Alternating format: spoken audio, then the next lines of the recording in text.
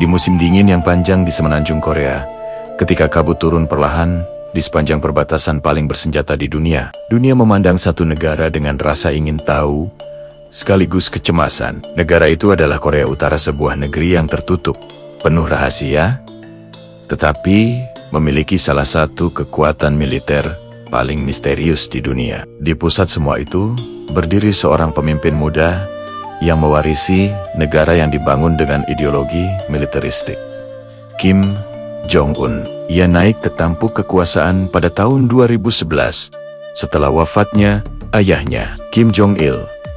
Banyak analis barat pada saat itu meremehkan sosoknya. Mereka menganggapnya terlalu muda, terlalu tidak berpengalaman, dan akan kesulitan mempertahankan kekuasaan di negara yang dibangun oleh kakeknya, Kim Il-sung.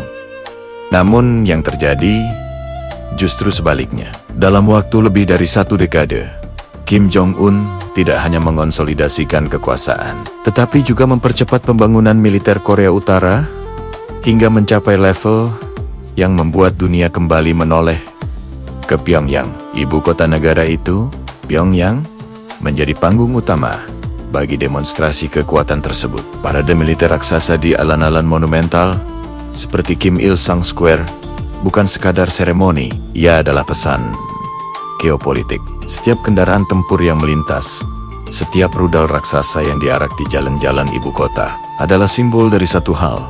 Korea Utara ingin dunia tahu bahwa mereka tidak dapat diabaikan. Di balik parade itu, berdiri institusi militer raksasa bernama Korean People's Army.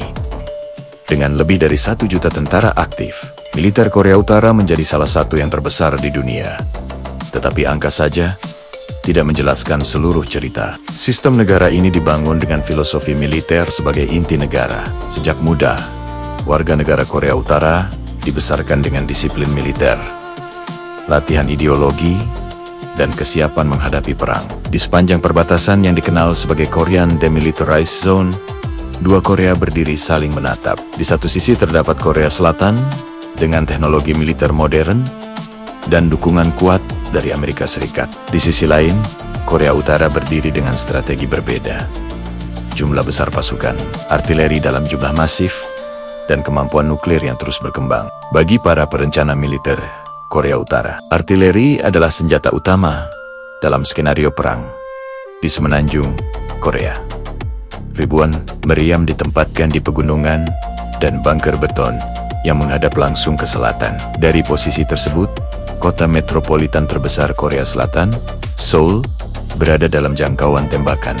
Dalam hitungan menit, jika konflik meletus, hujan artileri dapat menghantam wilayah yang dihuni puluhan juta orang. Namun kekuatan militer Korea Utara tidak hanya bertumpu pada artileri konvensional. Di era Kim Jong-un, fokus utama negara ini beralih pada teknologi yang dapat mengubah keseimbangan kekuatan global, senjata nuklir, dan rudal balistik antar benua. Di pegunungan terpencil timur laut negara itu, terdapat fasilitas uji coba nuklir yang dikenal dunia sebagai Punggiri Nuclear Test Site. Di tempat inilah, beberapa ledakan nuklir bawah tanah mengguncang dunia. Setiap uji coba menandai langkah baru dalam ambisi Korea Utara untuk menjadi kekuatan nuklir yang diakui. Tetapi senjata nuklir tanpa sistem pengantaran hanyalah ancaman terbatas. Karena itulah, Pyongyang memusatkan upayanya pada pengembangan rudal balistik. Dunia mulai memperhatikan ketika Korea Utara memperkenalkan rudal antar benua seperti Hwasong-15, sebuah ICBM yang menurut banyak analis mampu menjangkau wilayah daratan Amerika Serikat. Tidak lama kemudian muncul rudal yang lebih besar lagi, Hwasong-17. Rudal ini dijuluki oleh pengamat barat sebagai monster missile karena ukurannya yang sangat besar. Ketika pertama kali diperlihatkan dalam parade militer di Pyongyang, dunia melihat dengan jelas pesan yang ingin disampaikan.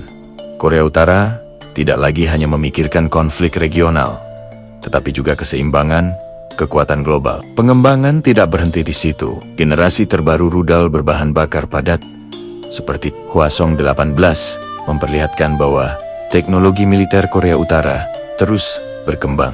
Berbeda dengan rudal berbahan bakar cair yang memerlukan waktu persiapan lama, rudal berbahan bakar padat dapat diluncurkan dengan lebih cepat, membuatnya jauh lebih sulit dideteksi dan dihancurkan sebelum peluncuran. Sementara itu di laut, Armada kapal selam Korea Utara memainkan peran penting dalam strategi pencegah nuklir dengan puluhan kapal selam. Beberapa di antaranya dirancang untuk membawa rudal balistik seperti Pukguksong 1. Korea Utara mencoba menciptakan kemampuan peluncuran nuklir dari laut. Konsep ini penting dalam strategi militer modern karena memungkinkan serangan balasan bahkan jika fasilitas darat hancur dalam serangan pertama musuh. Namun kekuatan militer Korea Utara tidak hanya berbicara tentang teknologi atau jumlah senjata. Ada faktor lain yang sering diabaikan oleh pengamat luar. Mentalitas negara yang telah hidup dalam kondisi siaga perang selama lebih dari 7 dekade sejak berakhirnya Perang Korea pada tahun ke-1953. Perang itu memang berakhir dengan gencatan senjata, tetapi tidak pernah ada perjanjian damai formal. Artinya secara teknis, kedua Korea masih berada dalam keadaan perang. Kondisi ini membentuk psikologi nasional Korea Utara. Generasi demi generasi tumbuh dalam narasi bahwa negara mereka harus selalu siap menghadapi invasi dari luar. Dalam doktrin resmi negara, militer bahkan memiliki posisi utama dalam sistem politik. Ideologi yang dikenal sebagai Songun atau Military First Policy menempatkan angkatan bersenjata sebagai pilar utama negara. Di bawah doktrin ini, sumber daya negara diarahkan untuk memastikan militer tetap kuat. Bahkan ketika ekonomi sipil menghadapi kesulitan, Kim Jong-un memahami bahwa dalam dunia geopolitik modern, kekuatan militer bukan hanya alat perang, tetapi juga alat diplomasi. Setiap uji coba rudal, setiap parade militer, dan setiap foto dirinya memeriksa senjata baru memiliki makna strategis. Itu adalah pesan kepada dunia bahwa Korea Utara adalah negara kecil yang tidak bisa dipaksa tunduk dengan tekanan. Hubungan negara ini dengan kekuatan besar dunia juga memainkan peran penting. Di satu sisi, Korea Utara sering berhadapan dengan tekanan dari Amerika Serikat dan sekutunya. Di sisi lain, negara tersebut memiliki hubungan historis dengan dua tetangga raksasa, China dan Rusia. Bagi Pyongyang, keseimbangan hubungan ini adalah bagian dari strategi bertahan hidup dengan mengembangkan kemampuan militer yang cukup untuk membuat musuh berpikir dua kali sebelum menyerang. Korea Utara menciptakan apa yang oleh para analis disebut sebagai strategi deterrence, pencegah melalui ancaman balasan yang menghancurkan. Hari ini, lebih dari 1 dekade setelah Kim Jong-un mengambil alih kepemimpinan, Korea Utara tetap menjadi salah satu negara paling misterius sekaligus paling diperhitungkan di dunia. Di balik citra negara yang tertutup dan terisolasi, berdiri sebuah mesin militer yang terus berkembang, dibangun dengan disiplin, ideologi, dan tekad untuk bertahan di tengah tekanan global. Dan di sepanjang garis perbatasan yang membelah semenanjung Korea, para tentara dari dua sistem politik yang berbeda masih berdiri, saling menatap. Di satu sisi dunia modern dengan teknologi canggih, di sisi lain sebuah negara yang percaya